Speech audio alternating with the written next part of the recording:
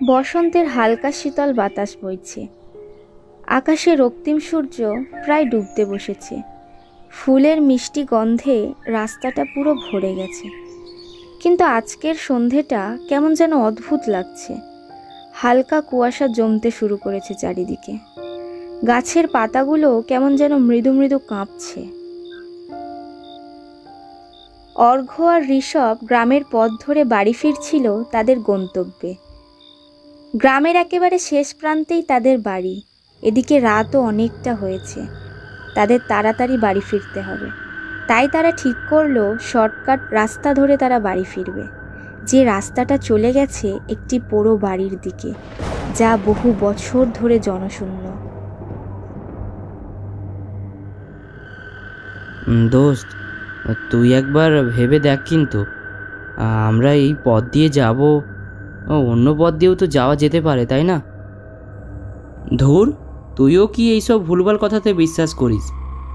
যা শুনেছিস ওসব কিছু সত্যি নয়। ভূত বলে কিছু হয় না রে, সবই মানুষের কল্পনা। আরে এত বছর ধরে এই গ্রামে আছি, আমি তো একবারও কিছু দেখলাম না। দেখিসনি মানে এটা তো প্রমাণ হয় না যে কিছু নেই।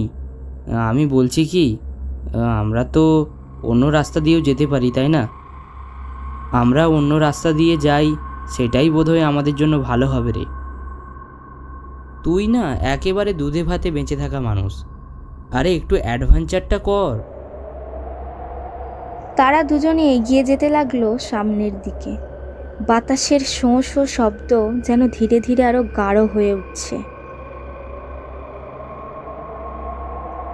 পোড়া বাড়িটার সামনে এসে তারা থমকে দাঁড়ালো। সন্ধ্যের আলোয় বাড়িটা আরো ভয়ঙ্কর দেখাচ্ছে। দেওয়ালগুলোর একাংশ একেবারে ভেঙে পড়েছে, আর জানালাগুলো একটুও নড়ছে না। কিন্তু একটা অদৃশ্য শীতলতা তাদের চারদিক থেকে যেন ঘিরে ধরেছে। অর্ঘ্য, তুই এই বাড়িটার সামনে দাঁড়িয়ে পড়লি যে? চল ভাই চল, আমার না এখানে একটু ভালো লাগছে না রে। দেখ, একেই তো অনেক রাত হয়ে গেছে, ওদিকে আবার তাড়াতাড়ি বাড়ি ফিরতে হবে। চল প্লিজ চল, আমার এখানে একটু ভালো লাগছে না। তুই না একটা ভিতুর ডিম, তোকে এই পথ দিয়ে আনাটাই আমার ভুল হয়েছে রে। আগে যদি জানতাম তুই এত বিরক্ত করবি, তাহলে তোকে নিয়ে এদিকে আসতামই না, একাই চলে যেতাম এই রাস্তা দিয়ে। অর্ঘ্য, তুই দেখ ভাই, তোর কাছে অন্য লোকেদের কথা অবিশ্বাস বলে মনে হতে পারে, কিন্তু আমার কাছে নয় রে। আমি তো এইসব কথায় বিশ্বাস করি। ভাবছি কাল আমরা ক্যামেরাটা নিয়ে আসবো একবার এখানে, দারুণ ফটোশ্যুট হবে কিন্তু, বল? আরে ঋষভ, তোকে বলছি রে, শুনতে পাচ্ছিস আমার কথা? আরে এত ভয় পাচ্ছিস কেন? আমি তো তোর সঙ্গে আছি। আচ্ছা, এমনও তো হতে পারে যে কেউ কিছু ভুল রটিয়েছে, আর সেটাই গ্রামের মানুষ সবাই বিশ্বাস করে, আর সেটাতেই তারা ভয় পায়।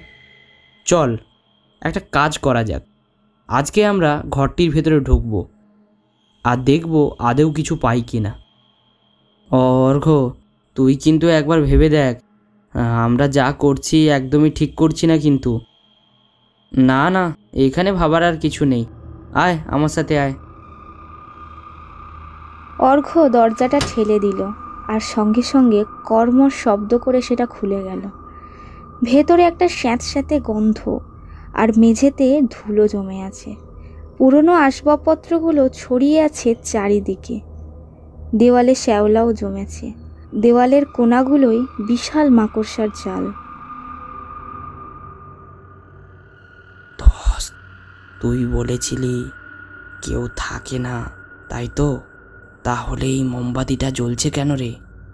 অর্ঘ্য তাকিয়ে দেখল, সত্যি একটা আধপোড়া মোমবাতি এক কোণে রাখা। তার শিখাটা ধীরে ধীরে কাঁপছে। কোনো বাতাস নেই, অথচ কিছু একটা যেন সেটাকে নাড়াচ্ছে। হয়তো কারো আস্থানা আছে এখানে, কিন্তু কেউ তো এখানে নেই, কাউকে তো চোখের সামনে দেখতে পাচ্ছি না রে। হঠাৎ ওপরের তলা থেকে একটা চাপা আওয়াজ এলো, কিছু একটা পড়ার শব্দ। দুজনেই থমকে গেল।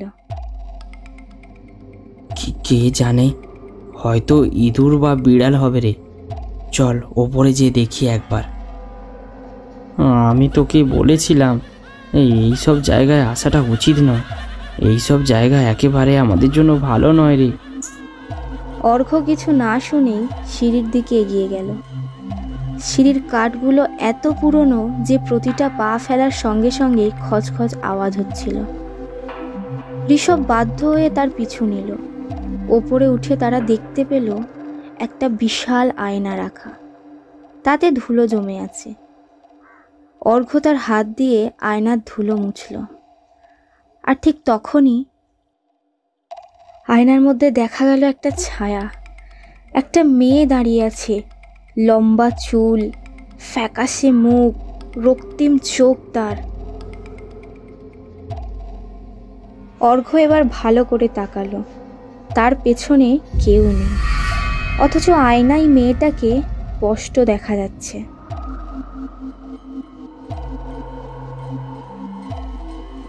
তোমরা এখানে কেন? তোমরা কি আমাকে মুক্তি দিতে এসেছো? অনেক বছর আগে আমি বাড়িরই বাসিন্দা ছিলাম। এক বসন্তের সন্ধ্যায় আমাকে নির্মমভাবে হত্যা করা হয়, আর তারপর থেকে আমার আত্মা এখানে আটকে আছে। আমি মুক্তি চাই। কিন্তু আমরা তোমাকে কিভাবে সাহায্য করতে পারি? আমার দেহ এখানেই লুকিয়ে আছে, অন্ধকার কুয়ার নিচে। কেউ সেটা কখনো খুঁজে পায়নি। যদি কেউ আমার দেহ পুড়িয়ে দেয়, আমার সৎকার করে, তাহলেই আমি মুক্তি পাব। অর্ঘ্য আর ঋষভ এবার সত্যিই ভয় পেল, কিন্তু মেয়েটার চোখে গভীর একটা দুঃখের ছাপ ছিল। সে যেন সত্যিই মুক্তি চাইছে। তারপর লোকজন ডেকে এনে মেয়েটির কঙ্কালটাকে গ্রামের শ্মশানে নিয়ে যাওয়া হলো এবং তার সৎকার করা হলো। শ্মশানের চিতার আগুন যখন জ্বলতে লাগলো, হঠাৎ একটা শীতল বাতাস বইল, আর দূরে পোড়ো বাড়িটার দিকে তাকিয়ে দেখা গেল একটা ছায়া ধীরে ধীরে মিলিয়ে যাচ্ছে। সেই রাতটা ছিল পূর্ণিমার রাত। বসন্তের বাতাসে একটা শান্তি ফিরে এসেছে। অর্ঘ্য আর ঋষভ পোড়া বাড়িটার সামনে এসে দাঁড়ালো। তোর কি মনে হয় ও সত্যিই মুক্তি পেয়েছে? দেখ চারপাশটা কেমন শান্ত হয়ে গেছে। বসন্তের সন্ধেগুলো হয়তো আর কখনো ভয়ঙ্কর হবে না।